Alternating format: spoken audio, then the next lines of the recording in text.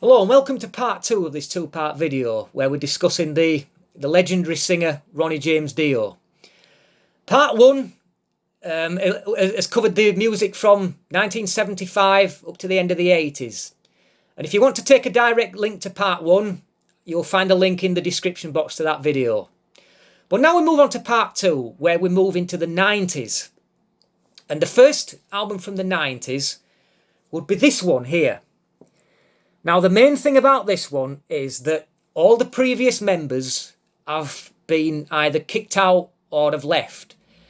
And Dio himself makes quite a point on this album of introducing the fans to the new members involved. And I have to say that the only guy that I'm familiar with would be the new drummer Simon Wright, who was once a member of AC/DC. The other guys I was completely unfamiliar with. One guy's even 18 years old.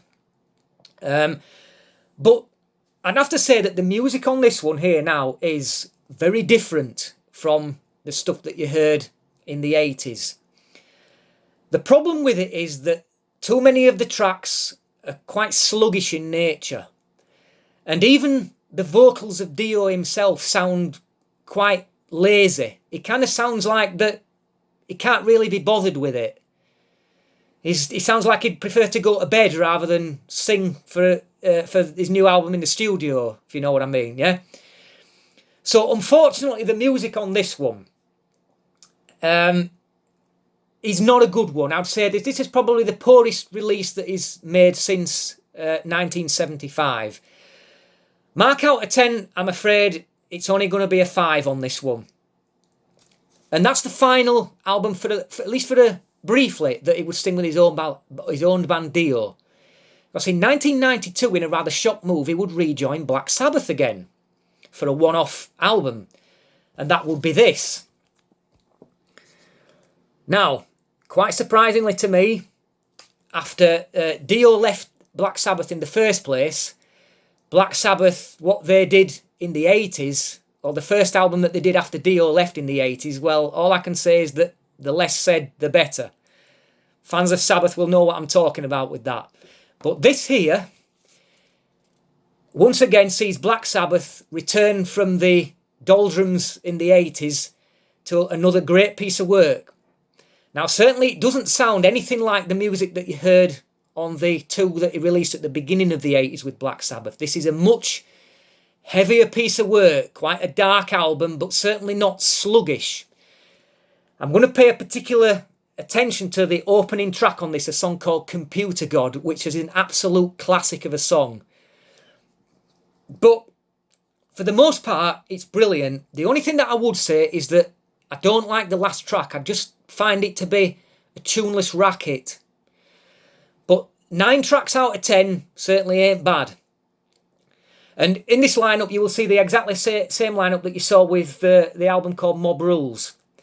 And Mob Rules, that was an album from 1981 that I discussed in part 1. And to show his influence is that a German band would kick up at the end of the 90s called Mob Rules. And they're certainly worth checking out. I'll put a couple of albums down in the description box for you to check out, because they really are quite good. So, 9 out of 10 I'd say for this. 9 great tracks and 1 not so good one. Now, he would quickly leave Black Sabbath again and resurrect his old band Dio. And the first resurrection of the Dio name would be this one from 1993. Now, the sound that you'll hear on this basically is nothing like the sound that you would hear on the 1980s album. You see a new guitarist in this, a guy called Tracy Grijalva. And his style of guitar work is all wrong for Dio. He's very much a 90s guitarist. And on the bass for this one, you will see Jeff Pilson. Most of you will be familiar with his work in the band called DOKKEN in the 80s, with a great band. The less said about their post-80s work, the better. And you see a return of Vinny the drummer. Now, certainly the music that you hear on this is very heavy. It's certainly lacking melody in many of the tracks, but I would have to say it's very much a case of two halves with this one. Is that the first half is not very good. And all the best of the tracks here are at the back end of it. Certainly the final 3 tracks on this album are the best that this whole album has to offer. And at least it leaves you ending it on a positive note. But I have to say that the opening track on it really should have been destroyed at birth. It's quite horrible to listen to. It's full of voice distorters and all that crap. Mark out of 10 here, I would probably plump for a 7, because certainly the first half does let it down somewhat. Now, they say that every bunch of grapes holds a bad one. And this album from 1996 that he did would certainly be that bad grape. And that is this one.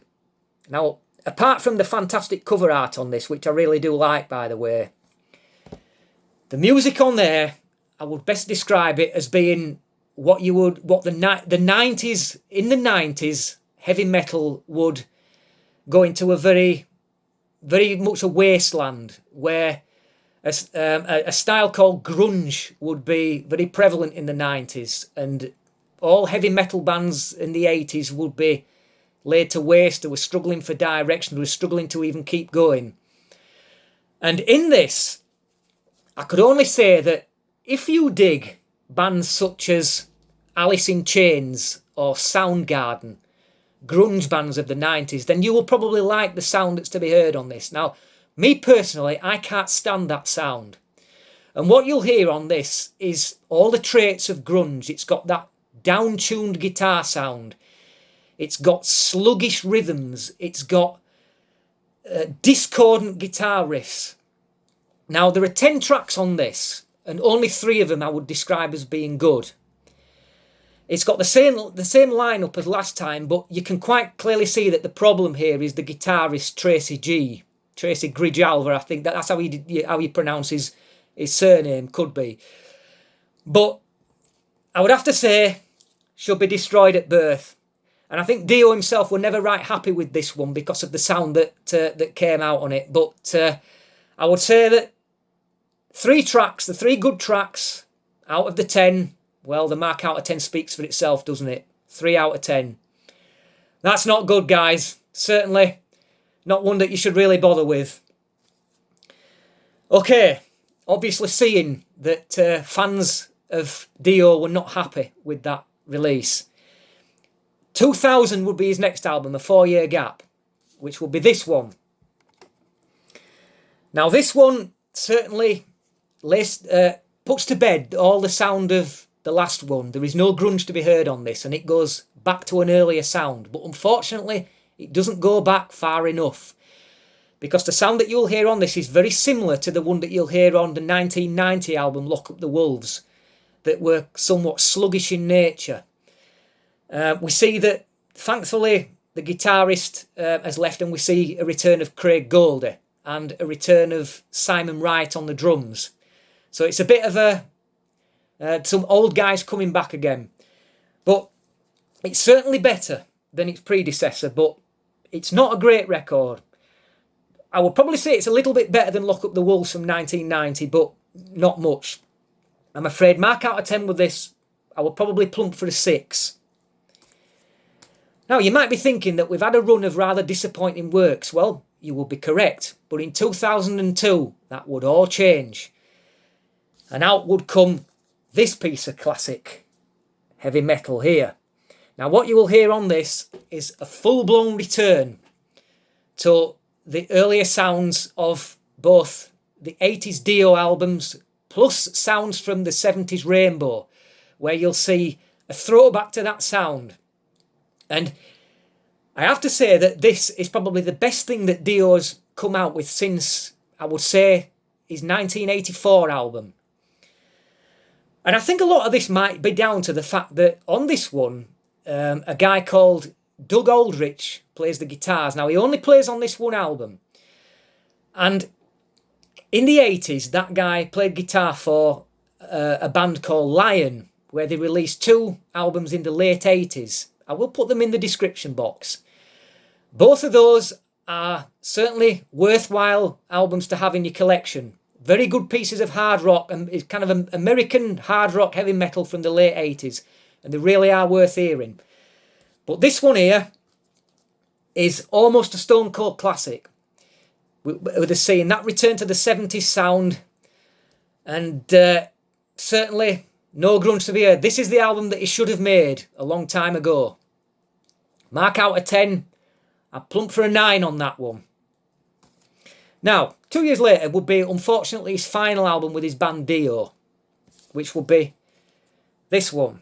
Now, unfortunately, Doug Aldrich left the band after this, and a return came Craig Goldie once again. Comes and goes a lot, that guy, doesn't he?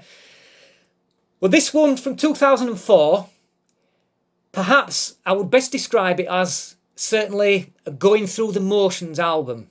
It's not as good by any means as the last one. It's probably better than the 2000 album, but there are very few surprises on offer here. It's very much a case of heard it all before, somewhat a case of averageness going on in there. But it's far from a write-off. There are certainly good songs, but it's just got that kind of not pushing the boat out, to just deciding to go through the motions. I think that's the best way to describe it. Now, ill health would hit him at some point later in this in the late noughties, and his final album would come in 2009, where he returned to Black Sabbath once again to put out the final album.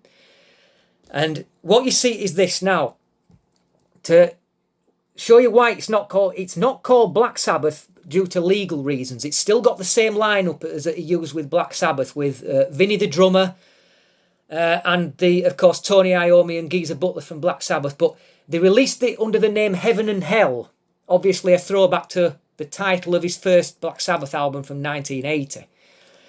Now, what you'll hear on this is probably, surprisingly enough, it has more in common with Black Sabbath than the albums that Dio sang on with Black Sabbath, if you get what I mean, yeah? Now, it's got some sluggish tracks on there which don't always sit well with me. But I have to say that there is one track on there called Follow the Tears that's a slow track that really does... I really like that song, really does come across as good. Unfortunately, that would be his final album before he died in 2010 from stomach cancer. And he was already suffering while recording this last piece of work. So, that's the legendary work of Ronnie James Dio. Once again, if you look in the description box, I will link all these albums, plus a few related things as well. Have yourself a look on YouTube. You will listen to several hours of brilliant music here. Thanks for watching, guys. Till next time, take care.